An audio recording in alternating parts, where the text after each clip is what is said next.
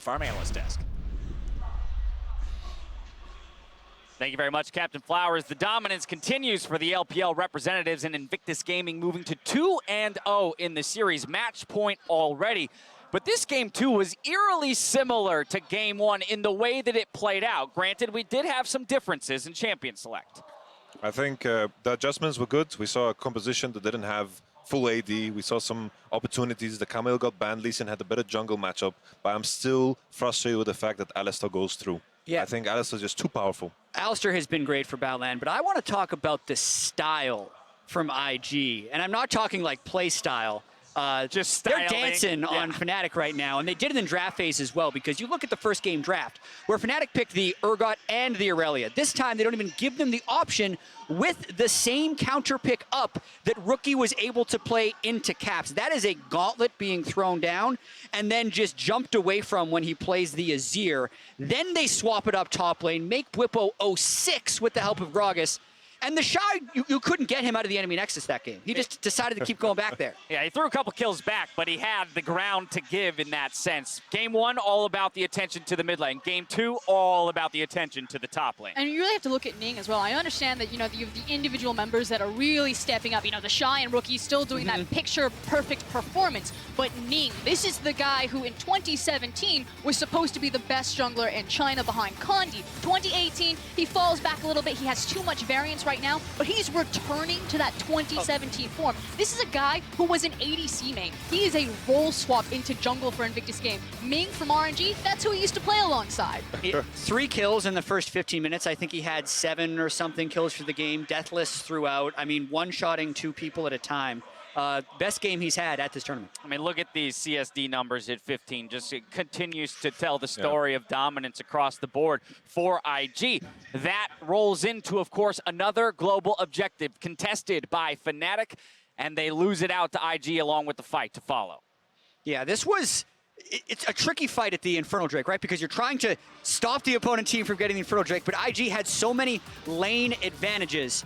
I don't believe we quite have the clip up on the screen yet, but it was definitely an important part of the game. That's pretty much a microcosm for the game. Shining versus just no one. I was going to say, because was already you've seen everything you need to see, ladies and gentlemen. No, I believe we will be coming in with that play shortly, if possible. But thoughts on the way that this series really broke, or game rather, broke down? For me, the series showed me the IG that I saw in scrims. The scrim god IG. Ning mechanically playing very, very well. I think Caps performed good in this game. He had some CS advantages, picked the Azir, got countered, still did very, very well. And we've...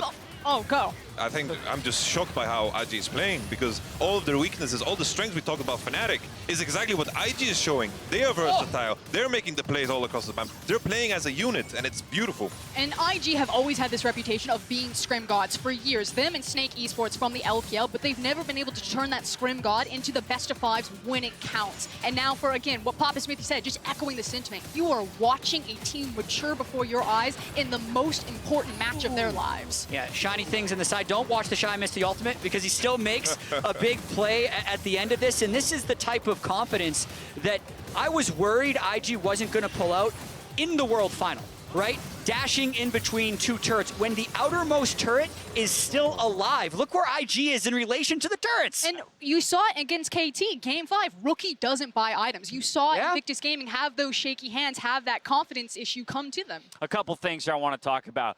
Broxa, best performing jungler in the tournament, coming into this best of 5, and Ning is making him look terrible. And so questions around how Broxa kind of recovers from this, because he had a good matchup. You called it out in this game, a better matchup when it comes champion to champion, and yet he couldn't necessarily convert anything. I will say it's kind of hard to say if it's on Broxa or if it's on the laners. Something is not clicking, however, because every single time Broxa is opposite side the map when Bwipo is getting caught out. It's easy to say that's Bwipo's fault, but I think it's a communication problem. Either they're not tracking Ning, he's getting better backs, he's having better ganks, but I don't know if it's all on Broxa, but he's in the wrong place. I felt like the jungle pathings of both players were very predictable. Lee Sin got the double crab, which is what's supposed to happen in the match, so he's supposed to reach level 6 first. The Gragas timing of the gank on top was something that was very predictable. They did the jungle pathings in opposite directions, and the timing of the jungle spawns is just going to be in a very, this fashion where they kind of mismatch all the time. With Bwipo starting 06, I want to see Soaz in Game 3. Yes, well, I'll have please. the answer for you. So, there it is. Soaz is in. But before we talk about Game 3 and match point for IG, we have to recognize Ning once again for MasterCard Player of the Game. 2 in a row already. This is a guy who we've been waiting for him to step up into that spotlight and be the carry, be that glue for those solo laners to really get ahead. And don't let this rewrite history. The last time Ning faced Broxa, he was firmly put in his place. It was Ning that kind of walked from bases and Zhao right into Fnatic's hand and fed. It was Broxa that was kicking him in the face as Lee Sin. So for Ning to then just switch it up looks beautiful. All right, so here we go. Fnatic on red side. Soaz coming in. What's the answer? Backs against the wall. Got to put 3 together in a row. Yamato. I think they need to hope that Soaz can bring everyone together, because I don't think it was primarily a Brippo issue. I think they need to just recharge, reset, and just come in with these ideas of picking strong matchups, because I don't like this Ezreal, don't like this Jhin. Let Reckless play what's good. They can't let Reckless get pinched out. They got to pick his AD carry first phase. We talk about taking the 50-50s and the 60-40s with confidence. That's what IG's doing. Fnatic's going to have to do it plenty if they want to push forward to victory on this. For IG, how do they keep Fnatic at arm's length and end it here? They've already got the confidence. They've got the momentum. I say IG, Jio, end them. You can smell the blood. All right, just keep pumping it forward. As the first global sponsor of League of Legends Esports, MasterCard is excited to join the community and bring priceless surprises to MasterCard fans of the day.